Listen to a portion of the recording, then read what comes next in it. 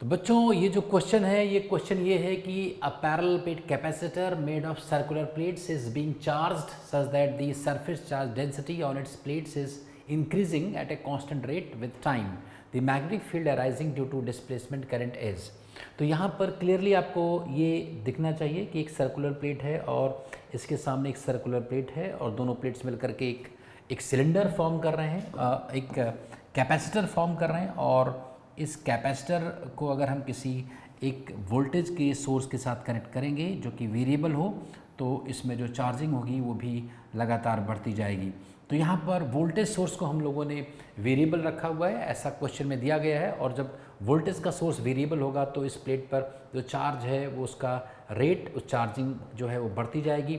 और यहाँ पर मान लेते हैं किसी टाइम पर Q है और यहाँ पर माइनस Q है।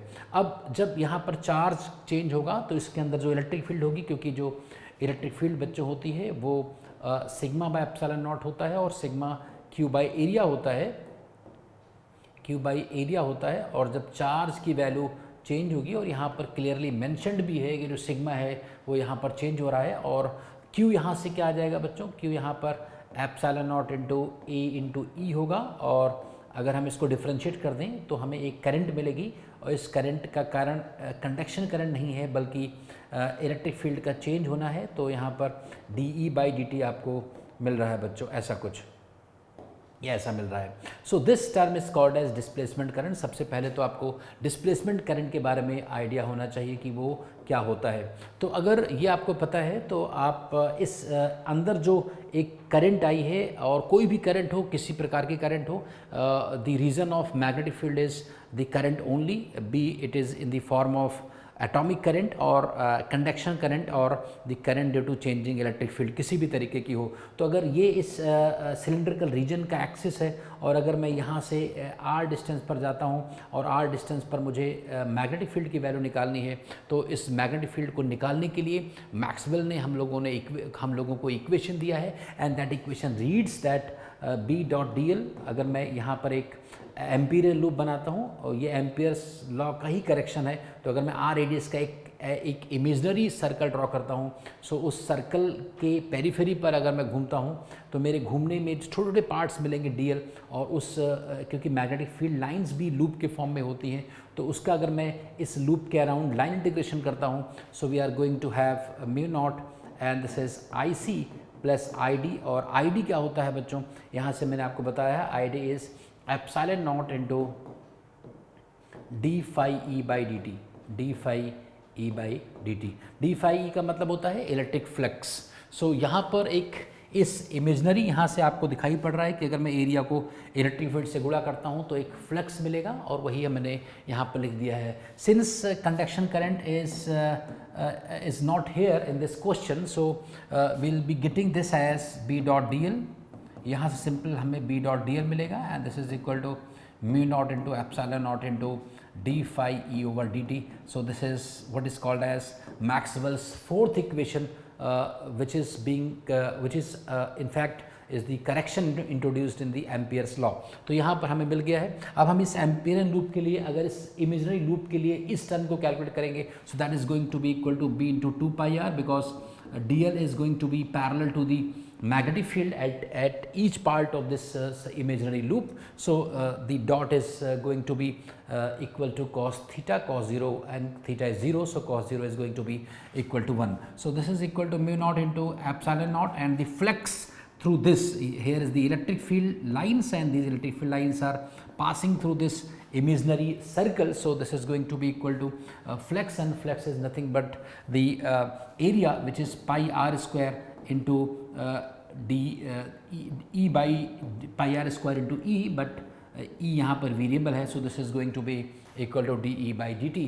Hence in this question we are given this term as a constant, so if I write this as beta, so what we are going to have now, अब हम यहाँ से आपको दिखेगा, so this is b into, यहाँ से आपको बहुत क्लियरली दिख जाएगा, b into two pi R is going to be equal to, यहाँ से पाई पाई कट भी सकता है, चलो अगले वाले में mu naught into epsilon naught into pi r square, and beta is constant, क्योंकि हमें दिया गया है कि increasing at constant rate charge density is going to be increase at constant rate. So अगर चार्ज डेंसिटी इंक्रीज करेगा constant rate से, तो इलेक्ट्रिक फील्ड जो है वो भी कांस्टेंट रेट से इंक्रीज करेगा।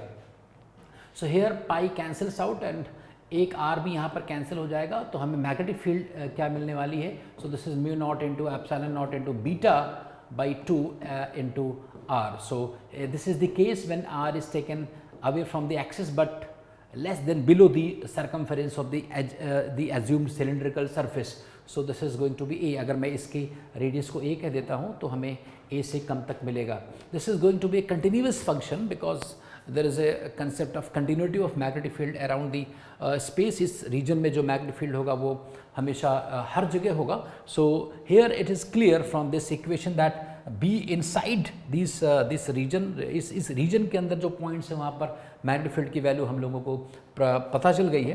Now if I draw another, अगर हम इस पेरिफेरी के बाहर जाते हैं और इस पेरिफेरी के बाहर एक एम्पीरियन लूप ड्रॉ करते हैं तो उसका रेडियस जब r मान लेता हूँ, अगर मान लो अब जो r है वो a से ज़्यादा है तो फिर से मैं इसी इक्वेशन को लिखूँगा और हमें बहुत आसानी से ये मिलने वाला है कि जैसे इसको हम लिखेंगे बच्चों वैसे हमें यहाँ से मिलेगा। So this is going to be equal to again यहाँ से मैं लिखूँगा b इंटू 2πr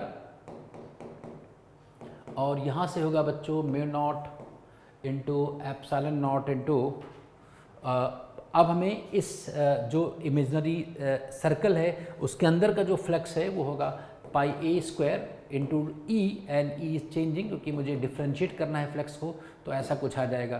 तो यहाँ से पाई पाई कैंसिल होगा और आउटसाइड रीजन में जो b की वैल्यू आएगी mu naught epsilon naught into a square by 2r and this is beta. तो यहाँ पर r की इन्वर्सली प्रोपोर्शनल है। तो it is very clear from this derivation, ये हमने एक आपको बता दिया, डिटेल्ड स्टडी है। अगर आपको इसमें न्यूमेरिकल्स भी कभी आते हैं, अगर हमें निकालना हो कि इसमें मैग्नेटिक फील्ड की वैल्यू क्या होगी, ये तो एक क्वेश्चन है जो क्वालिटेटिव है, इसको हमें इतना अप्रोच नहीं करना था बिकॉज, लेकिन अभी हम इसको ज़्यादा डिटेल्स में इसलिए पढ़ रहे हैं क्योंकि हमें इसके आसपास की भी चीज़ों को भी पता होना चाहिए। तो यहाँ से आपको क्लियरली दिख रहा है कि in this region the magnetic field is going to acquire the graph like this. So here what we are getting the graph, and graph is very similar to the magnetic field inside a cable. So यहाँ पर ऐसे magnetic field बढ़ेगी और उसके बाद ये ऐसे घट जाएगी. So this is how magnetic field varies away from the axis of the assumed cylindrical region, and this is due to the displacement current. So it is very clear that magnetic field is going to be maximum at the periphery of this assumed cylindrical surface, whereas it is going to be sharply increasing, it is going to be decreasing, going to be decrease away from this part. इसके बाहर निकलते ही जैसे हम बढ़ते जाएंगे वैसे कम होगा. So clearly the option number 1 is a valid case. यहाँ पर लिखा हुआ है कि it is non-zero everywhere with maximum at the imaginary cylindrical surface connecting peripheries of the plates. ये तो एक क्वांटिटेटिव डिस्कशन हुआ है. इसके अलावा आप इसको वैसे देख कर सकते थे अगर ये फ्लक्स की बात आप करते. अगर इतना सा आपको पता होता कि ये जो एम्पियर्स लॉ है ये अगर आपको क्लियर होता, सो यहाँ पर फ्लक्स आप देख सकते हैं तो एक केबल की तरह काम करेगा. तो ये रीजन में जो मैग्नेटिक फील्ड होगी ये एक करंट कैरिंग केबल है ऐसा आप मान सकते हैं. और केबल में जो मैग्नेटिक फील्ड होती है वो कैसे वेरी करती है ये आपको पता है. This needs to be correlated while you are in the exam, but it is very difficult sometimes to correlate some multiple concepts और वो भी जब भी ये नीट का एग्ज़ाम हो जबकि बच्चे ऐसा एक्सपेक्ट नहीं कर रहे थे. So it is a good question that is based on the concepts as well as into this application of mathematics using Maxwell's equation.